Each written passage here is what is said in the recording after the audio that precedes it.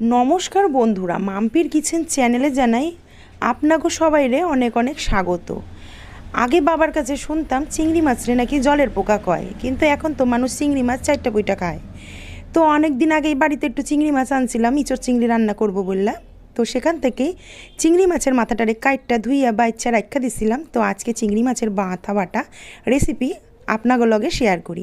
শুকনো কড়াইতে কালো জিরেটারে ভালো করে টাইলটা নিয়ে ওর মধ্যে 2-4 ফোঁটা তেল দিয়া রসুন, কাঁচা লঙ্কা, চিংড়ি মাছের মাথাটারে খুব ভালো কইরা ভাজা নিতে হইব। অবশ্যই হলুদ এবং লবণটা দিয়া, আর তেলের পরিমাণ কিন্তু খুবই সামান্য হইব। তারপর সমস্ত উপকরণগুলারে শিলের উপরে নিয়ে হাতের সাহায্যে উঁচাই নাচাই করে একটু বাইটটা নিতে হইবে। একেবারে এ মাথা থেকে ও মাথা বাইটটা নিয়ে 2বার থেকে 3বার, যত মিহি হবে খাইতে তত ভালো লাগবে। কথা কইতে কইতে বাটা আমার সুসম্পন্ন হয়ে গেছে এখানে।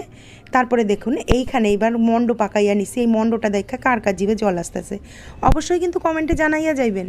এই বাটা দিয়া গরম ভাত মশকাইয়া মশকাইয়া মাইখা 2-4 গাল গালে দিলেই কিন্তু দিন কাবার। কার কার ভালো লাগলো অবশ্যই কমেন্টে জানাইও। টাটা।